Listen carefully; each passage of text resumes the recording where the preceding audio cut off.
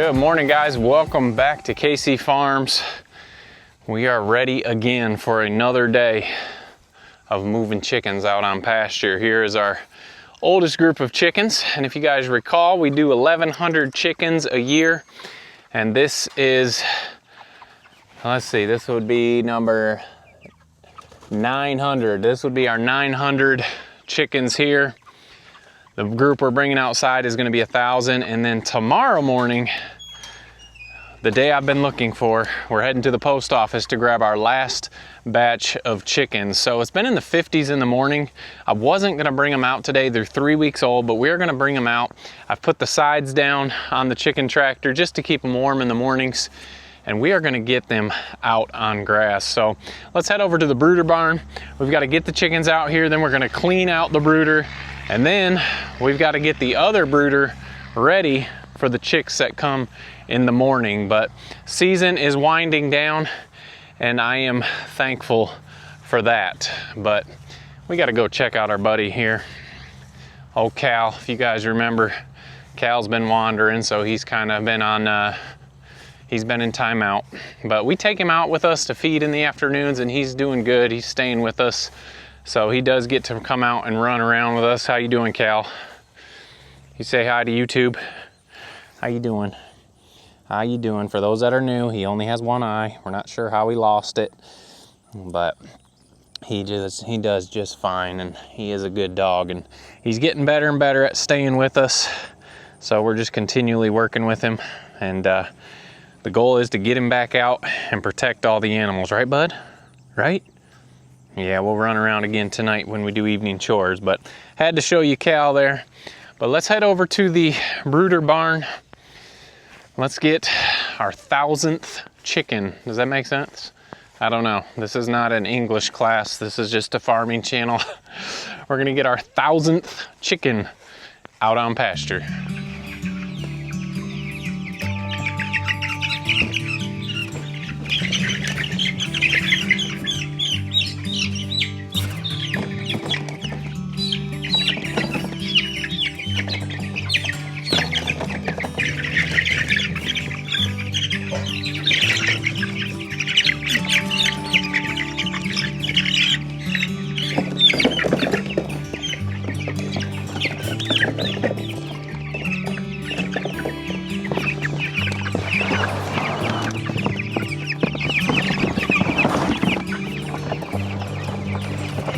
Little do they know, this is the best ride of their lives.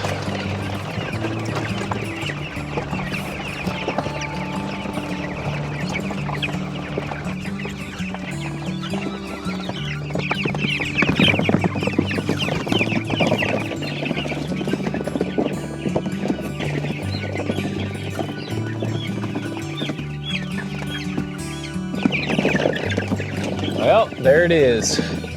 1,000 birds out on pasture this year. That's a pretty amazing feeling, knowing from where we came to now 1,000 birds out on pasture. And as always, we talked about it last video, we talk about making the change, and every time I take these birds outside, you've seen what it was like in the brooder. They're all freaking out, wondering what is going on. They're in their comfort zone, and sometimes we're in our comfort zone and we don't want to change, but then they come out here and realize, man, this is way better than what we had before. So we've got one more, so we're not quite done, but it is getting close. I can see the light at the end of the tunnel. And the raising chickens part isn't the hard part. To me, it's the processing. We process every chicken here on farm. We like to do it that way because we know how it's raised. We don't have any stresses of loading the chickens. The chickens don't have the stress of getting loaded and traveling over an hour to get to a processor. And also just the way we package, we like to make our meat look presentable, and sometimes at processors they're just going for trying to get it in and out of the door. And there's a lot of good processors, I'm not saying there's not, but we have the quality control that we want, and plus we're saving the money not having to pay the processor. So there's many reasons we do it like this, and if you'd have told me I'd be doing this 5 years ago even. We've been here 7 years, and 5 years ago, if you told me I'd be raising 1,100 chickens a year and processing them ourselves and doing 5 markets, I would have thought you might be crazy. And definitely not an easy job at all, but it's a job that we love. And we get tons of questions about, is this your full-time job? How can I do this full-time? And this has become my full-time job. Jamie still works full-time from home. And the hardest part about all this is finding the customer base. And we've been doing markets now for 3.5 years, and we're building up a customer base, and we live in a small town. We don't travel to a big city where it'd probably be a little bit easier to sell this stuff, but we want to stay local as possible, one, so we don't have to travel. The goal of moving up here was to not have to run around, not have to deal with city life, and by going to markets, that would change what we want to do. Eventually, we'd love to just have a farm store where people come to the farm and pick up what they need, but that is future goals, and we'll see how they go. So just some more encouragement. Like I said, I love it. These birds freak out when I'm in there trying to grab them and take them out to better things, bigger and better things. And maybe some of you guys need that encouragement today that, hey, make that change. It's not going to be easy, but at the end, it's going to be better. So we've got them out, 1,000 birds on pasture. Now we are going to take the mess that they have made in the brooder and turn it into something good. Let's go get those brooders cleaned out.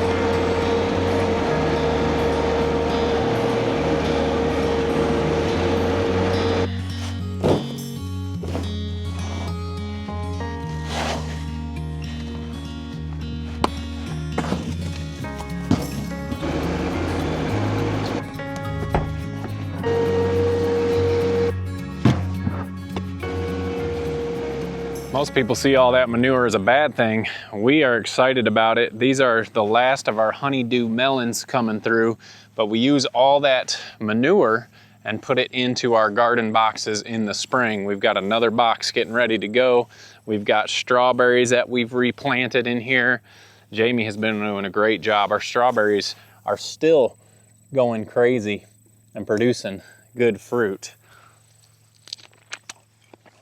And we think, well, we know that is because of our compost and manure. We've got some green beans growing again. Obviously the garden needs to get weeded, but it has been an amazing time this year in our garden. We are not expert gardeners by any means, but with our animals' compost, it makes things a lot easier.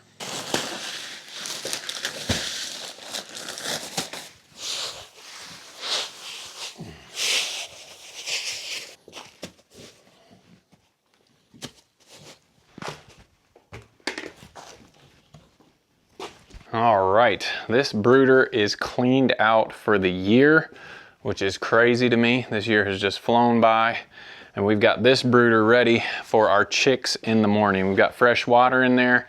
We'll turn the lights on a little later this afternoon or in the morning before I go get them, just so it can start to warm up. But great feeling to have all that done. I'm glad we decided. I was gonna just clean it out and leave the chicks in there for another week, but I looked at the temperature, cool in the mornings, 80s in the afternoon. It's plenty warm enough for those chicks at 3 weeks old. So glad to have them outside. Let's go and check out what's going on with the pigs. Might as well check up on these pigs right outside here. Isaiah's just been filling his bucket and getting them more acorns because they've cleaned this area out.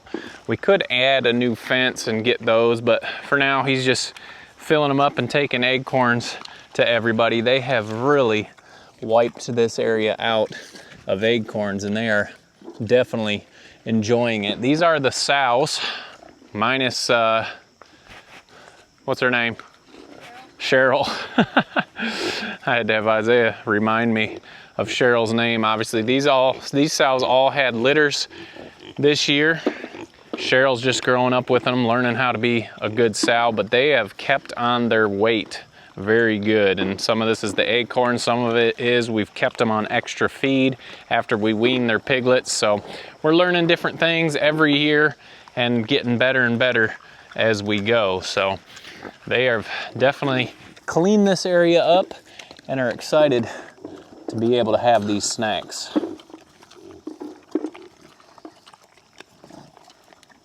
How you doing, Betty White? Figured I'd give you a preview of what's to come. Probably next video.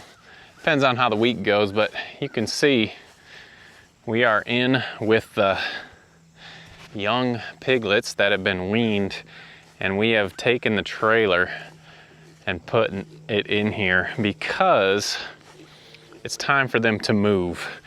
You can see we've got so much rain. I had to take down this shade cloth because it was sagging. That other shade cloth is sagging.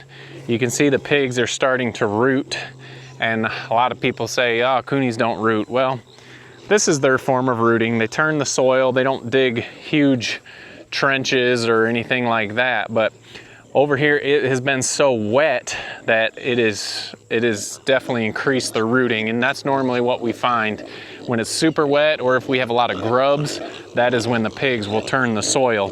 So instead of moving them down to the next spot, because I don't want to ruin this whole area, we are getting ready to work on loading them into the box trailer and move them over to the woods. Uncle Ken and I worked last week, probably got some chiggers while we were doing it, but we cleaned a space. I'm not going to show you that today. Next video, whenever we move these pigs, I'll show that to you. We cleaned an area that we are going to put them together out there in the woods, and they have been up in here. I put this in here a couple days ago just because I want them to get used to coming up in here. So I'll come out here with some feed one day, hopefully get them in the trailer and load them up and move them all at once. At least that's the idea. It may not work as planned, but I guarantee I'll be able to get 10 to 20 of them in here, and let's see if they come up in here. And then we'll get them moved all at once. We'll take them over to that area in the woods. Come on, pigs. Come on, pigs. Has anybody been up in here? We have seen them up in here. But anytime, especially with larger hogs that aren't as easy to move as coonies, if you put the trailer in there and start feeding them in a trailer, you can definitely get them moved. Look at you. You've been up here before. Come here. Come here. Here's old Floppy. This is from Connie's litter. Oh, floppy-eared female here. So some of them are used to coming up in here. How are you doing? How are you doing? You guys got all this nice hay up in here. You might even be sleeping in here. I'll have to come early in the morning to see who's in here. But that is the plan with these pigs. Everything works as a good scratching post, doesn't it? Even a wire. Does that feel good? How are you doing? How are you doing? Yeah. So it's nice to see them used to climbing up this ramp.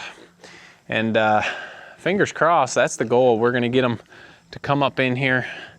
It'd be awesome if we got all 20 some piglets up in here and moved at once, but I'm pretty sure that won't happen. But if you're interested in checking that out, make sure you hit that subscribe button, follow along. It should be coming up this week, just depending on how the week goes. We make plans and then the animals change those plans. But anyway, there's the update on the pigs. Excited to get them out in the woods, not only to get them off the manure, but also to start helping us clean up the woods.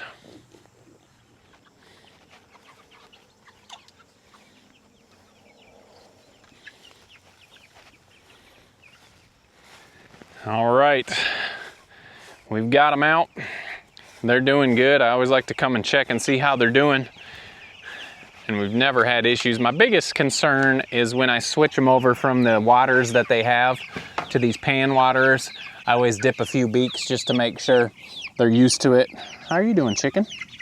How are you doing? But there they are, all doing good, all settled in.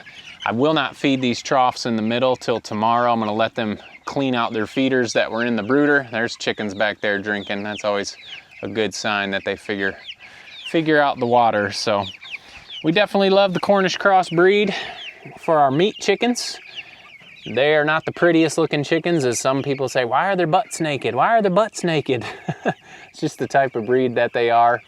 And we've got a pretty good video on raising them from day old chicks up until processing time, where we show that processing.